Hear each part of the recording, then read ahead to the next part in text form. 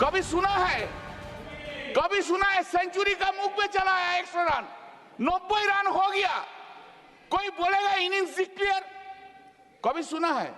एक मोदी जी एक करना सकता है और कोई नहीं, एक और कोई नहीं। मोदी जी आप कृपा करके कभी क्रिकेट का मैच में मत घुसिएगा, तब तो देश का पूरा चला जाएगा। 100 रन होने का बात था, 90 रन हो गया। The moment you stand in front of the American president, your height is reduced to 5 feet and your chest is reduced to 36 inch from 56 inch. Why you are so much afraid? Why are you so much afraid? Why are you so much afraid to the American president? नमस्कार, बहुजन संवाद में आपका स्वागत है। आज हमारा कार्यक्रम होता है सप्ताह की बात, इसमें हम पूरे सप्ताह भर की राजनीति सामाजिक घटनाओं का विश्लेषण करते हैं, आकलन करते हैं। पिछले सप्ताह हमने देखा, पिछले सप्ताह कई मायने में बड़ा महत्वपूर्ण रहा। पिछले सप्ताह हमारे मोदी जी विदेश यात्रा पर गए। पिछले सप्ताह इतने दिनों से मांग की जा रही थी संसद चलाई जाए, संसद का विशेष सत्र बुलाया जाए। विशेष सत्र न बुला करके 1.5 महीने पहले इन्होंने मानसून सत्र की घोषणा कर दी। उसकी शुरुआत भी इसी में हुई। सलीम साहब, हमारे प्रधानमंत्री जी इतने बहुप्रतीक्षित सदन शुरू होने जा रहा था, उसके पहले वो विदेश यात्रा पर चले गए। वहाँ से बड़ी लंबी डील उन्होंने अपनी उपलब्धि लेके आए हैं कि ये जीरो डील पर आयात निर्यात का अपना ब्रिटेन से किए हैं। उसके बाद एक और देश हो गए और आज वो आ गए हैं, लेकिन उसके बावजूद भी सदन में आज नहीं गए। तो खैर, इन सारी चीज़ों पर आपकी टिप्पणी, महाराष्ट्र से लेकर के दिल्ली तक क्या हो रहा है और हमारे प्रधानमंत्री जी के विदेश यात्रा पर। शुक्रिया डॉक्टर साहब। संसद का मानसून सत्र जो है वो चल रहा है और गालिब का एक शेर याद आ रहा है, उम्र दराज मांग के लाए थे 4 दिन, 2 आरजू में कट गए 2 इंतजार में। तो 4 हफ्तों का ये सत्र है, उसमें से 1 हफ्ता तो लड़ाई झगड़े में और तू मैं कट गया और अब ये दूसरा हफ्ता है। प्रधानमंत्री के बारे में आपने बताया कि वो जिस दिन शुरू हुआ पिछले हफ्ते सोमवार, तो वो दिल्ली में थे और वो जो है वो सदन में आए और सदन में आने से पहले सदन के बाहर खड़े हो गए। 18 मिनट का उन्होंने एक लंबा चौड़ा भाषण दिया। अरे भाई, 980 करोड़ रुपए खर्चा करके जो सदन बनाया है, उसके अंदर क्यों नहीं आने से डरते हैं? उसके अंदर आने से, बोलने से क्यों डरते? अगर भाषणबाजी का इतना शौक है तो जंतर मंतर पे जाए, रामलीला ग्राउंड पे जाए। लेकिन प्रॉब्लम ये है कि आजकल लोग उनको सुनने नहीं आते। और आपको तो पता है, मोतिहारी में जो आए थे वो भी जो है उनके भाषण पे पहले चल दिए। तो प्रधानमंत्री अपना 18 मिनट का भाषण तो बाहर दिया, लेकिन अंदर खाली 6 मिनट बैठे और वहां से निकल खड़े हुए। बाहर उन्होंने कहा कि ये जो सत्र है, ये जो है वो विजय उत्सव है ऑपरेशन सिंदूर का। तो ऑपरेशन सिंदूर के विजय सत्र में, विजय उत्सव में वो आदमी क्यों नहीं बैठा कि जिसके खून में जो है वो सिंदूर दौड़ रहा है? वो क्यों भाग के जो है वो यूके चला गया? यूके में भी आपने देखा होगा वीडियो में कि वो जो है वो प्रधानमंत्री स्टैमर का हाथ ढूंढ रहे हैं और वो हाथ जो है वो झटक रहे हैं। इतनी मतलब बुरी वीडियो है कि उसको देखने के बाद शर्म आती है कि आखिर ये वहां गए। उसके बाद वहां से निकले तो साहब मालदीव पहुंचे और वहां पे मोइजू उसको जो है उनकी तारीफ करने लगे, जबकि ये वही मोइजू है जिसने के इंडिया आउट का नारा लगा के जो है वो इलेक्शन जीता और चीन की गोद में जाके बैठ गया। प्रधानमंत्री ने सोचा होगा कि 1 हफ्ते में वो दुनिया भर की सैर करके आएंगे, तब तक कि पहलगाम, ऑपरेशन सिंदूर और बिहार निमट चुका होगा।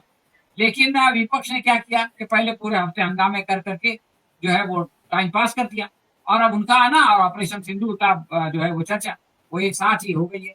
लेकिन अभी जैसा कि बताया गया कि जो है वो रानाडे साहब ने बताया कि पहले दिन वो अभी दिल्ली में है, लेकिन अब उनकी उम्र हो गई है, आराम फरमा रहे हैं और फिर जब उनका टाइम आएगा तो अपना भाषणबाजी करने के लिए आ जाएंगे।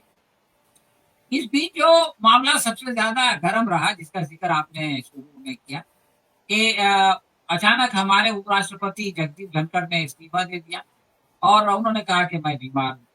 सवाल ये है कि वो बीमार है तो लोग उनकी जो है वो सेहत का पूछने के लिए कोई मंत्री को जाना चाहिए, या इतने ज्यादा बीमार है तो उनको घर के बजाय अस्पताल में जाके भर्ती होना चाहिए।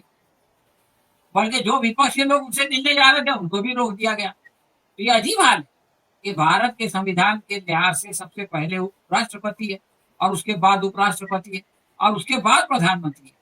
तो आज की तारीख में प्रधानमंत्री ने अपने से बड़े पद पर बैठे हुए आदमी को अपने घर में नजर बंद करके रखा हुआ है। कोई मीडिया का आदमी उनसे जाके बात नहीं कर सकता, ये नहीं पूछ सकता उनके मन की बात कि भाई आपने क्यों जो है वो इस्तीफा दिया, क्यों मजबूर हुए आप अचानक इस्तीफा देने के लिए, आपने इस्तीफा दिया या आपसे इस्तीफा लिया गया, ये बात किसी को पूछने की इजाजत नहीं।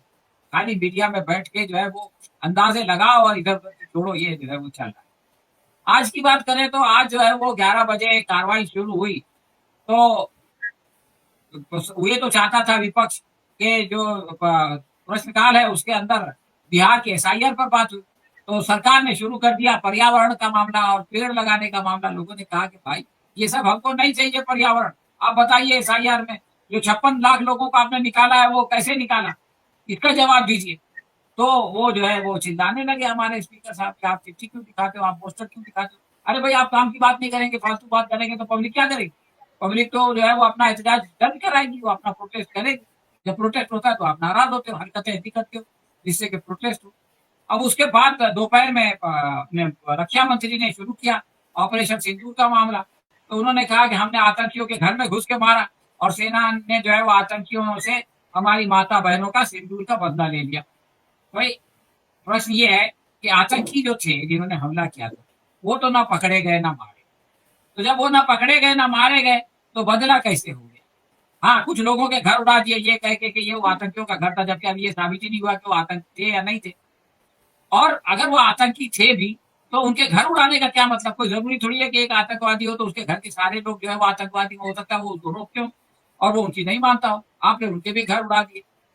अब पाकिस्तान में भी जाके जिनको मारा है, कोई भी मशहूर आतंकवादी जिनको आप कहते हैं वो तो एक भी नहीं मारा गया, अब उनके घर वालों को आपने मार दिया।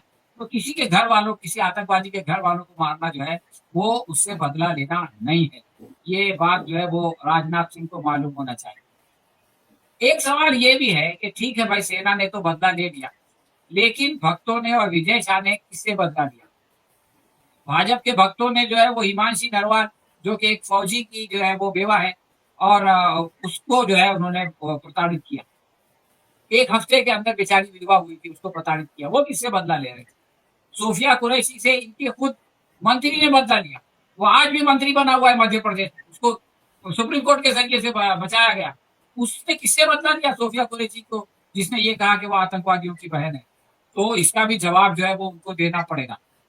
अब ये है कि उन्होंने कहा कि भाई अपने भाषण में कि हमारा मकसद आतंकी ठिकानों को खत्म करना था और सेनाओं ने अपना लक्ष्य हासिल किया और पाकिस्तान से सीज फायर नहीं किया, तो किसी के दबाव में हमने सीज फायर नहीं किया। तो अगर ये बात सही है तो राष्ट्रपति जो है डोनाल्ड ट्रंप वो 25 बार ये कह चुके हैं कि हमने धमकी देके ये कारोबार जो है वो हम आपसे नहीं करेंगे, और इनके 5 जहाज गिर चुके थे उसके बाद हमने जो है वो सीज फायर कराया। तो प्रधानमंत्री अपने एक्स पे एक बार लिख दे कि भाई डोनाल्ड ट्रंप की ये बात गलत है, उन्होंने ऐसा नहीं किया, वो झूठ बोल रहे हैं। तो यही बात जो है वो आज संसद में टीएमसी के सांसद कल्याण बनर्जी ने कही कि प्रधानमंत्री का जो 56 इंच की छाती है वो डोनाल्ड ट्रंप के सामने 36 इंच की क्यों हो जाती है, उनके शब्द है जो मैं कह रहा हूँ। और ये जो है वो क्यों नहीं ये कहते कि वो झूठ है, वो गलत है। राजनाथ सिंह ने कहा कि परीक्षा के रिजल्ट में जो है वो परीक्षा में रिजल्ट की अहमियत होती है और कितनी पेंसिल टूटी और कितने पेन घुमे ये पूछना बेईमानी है। देखिए आप ये कह सकते हैं कि गलत है, लेकिन बेईमानी कैसे हो गया, क्या राजनाथ को मालूम नहीं कि बेईमानी का क्या मतलब है।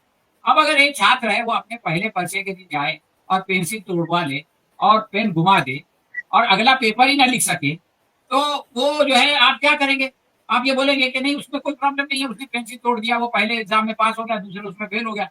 और सवाल ये है कि सरकार पास हुई या फेल हुई ये खुद ही तय करती है, यानी खुद ही छात्र है और खुद ही एग्जामिनर भी है, भाई पब्लिक को बोलने दो ना।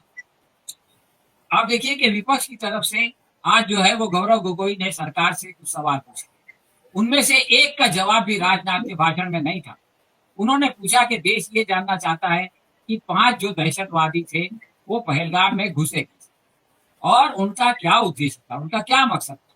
सरकार कहती है कि हमारा मकसद युद्ध नहीं था, हम जमीन पर कब्जा नहीं करना चाहते थे, तो गौरव गोगोई ने पूछा कि हम ये पूछते हैं कि क्यों नहीं था, होना चाहिए था। पीओ के जो है वो आज नहीं लेंगे तो कब लेंगे? और अमित शाह इतना उछल उछल के बोलते हैं कि मैं उसके लिए जान दे दूंगा, तो ले लेते। तो सवाल ये है कि पहलगाम के मामले में भी, ऑपरेशन सिंदूर के मामले में भी इस सरकार के पास कोई जवाब नहीं, और ये जो है वो आए बाएं शाए कर रही है। और इस एक हफ्ते में अभी तो पहले ही छोटे छोटे जो प्लेयर है गोगोई वगैरह ने इनका क्लीन बोर्ड कर दिया है। अब जब बड़े बड़े धुरंधर आएंगे तो इनकी क्या गत बनेगी, ये हम इस हफ्ते में देखेंगे। 90 घंटे शायद दिए गए हैं, उसमें इनका क्या उड़ता बनता है, इस पर मेरे ख्याल में आपके अगले प्रोग्राम में चर्चा करेंगे।